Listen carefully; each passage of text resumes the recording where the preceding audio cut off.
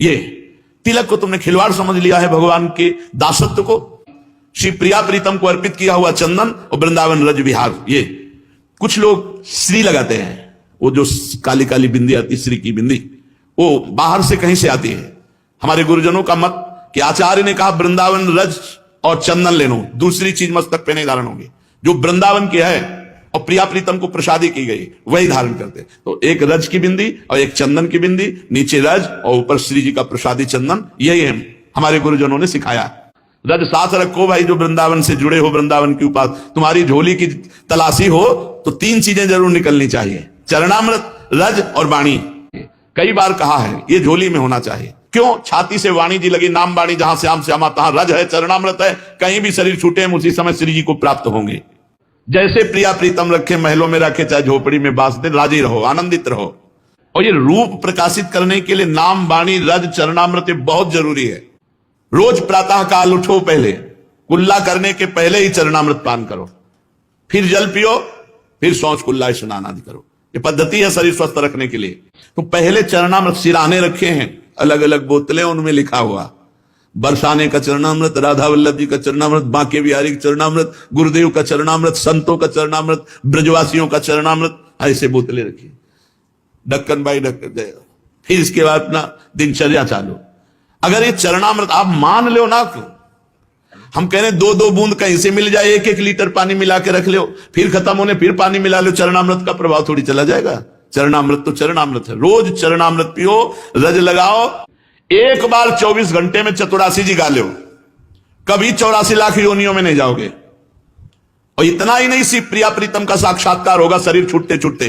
रोज चतुरासी जी गा, कितना समय लगता है भाव समुद्र से मुक्त होने के लिए। 24 घंटे में अगर 45 मिनट दे दो, रफ्तार से गाया जाए तो 45 मिनट, नहीं तो घंटा सवा घंटा, और संगीत आदि से गाया जाए तो पौने 2 घंटा। 45-50 मिनट में तो हो ही जाती है, नहीं? हाँ, और देखा है जैसे रफ्तार से तो 40-45 मिनट, और ज्यादा मस्ती में अगर गाया जाए तो घंटा सवा घंटा।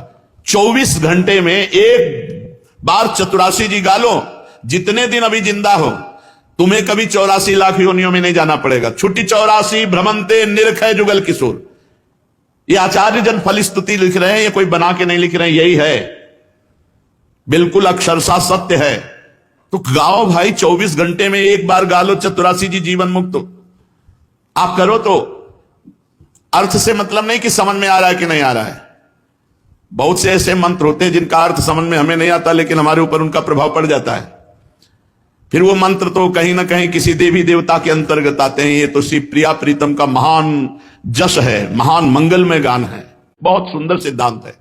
जैसे रखें वैसे संतोष करके रहो, रात दिन नाम वाणी में रहो, शरीर पे रज लगाए रहो, चरणामृत पियो।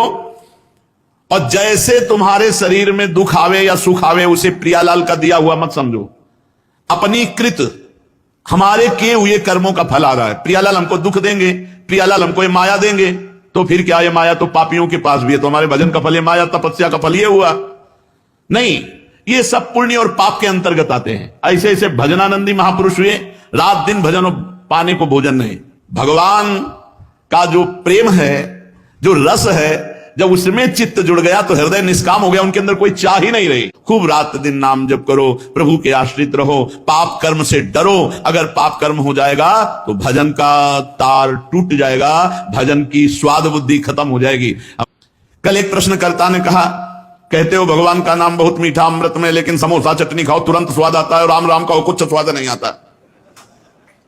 70-75 के होंगे, 70। हमारा कितना लाजवाब प्रश्न था, नहीं? हाँ, तो हमारे पास शास्त्र है, वो हर चीज का उत्तर है उसमें। पढ़े हो चाहे ना पढ़े हो, भगवान सब शास्त्र में है। इसलिए नाम में स्वाद मिले या ना मिले, लाभ दिखाई दे या ना दिखाई दे, कुछ लोग तुरंत लाभ चाहते हैं। समय का इंतजार करो, समय में हर वस्तु होती है, समय के बिना कुछ नहीं है। समय आने दो, जो आप अभी फसल बो रहे हो, फिर निहाल हो जाओगे। पीछे जो बोया है ना चाहते हुए भी काटनी पड़ रही है। कौन चाहता है दुख? सब सुख के लिए प्रयत्न करते हैं, परिणाम में दुख मिलता है। इसलिए भाई थोड़ा विश्वास करके शास्त्र और संत जनों पर बिना भाव, बिना श्रद्धा के ही सही, बिना स्वाद के ही सही नाम जप करो, आपका मंगल हो।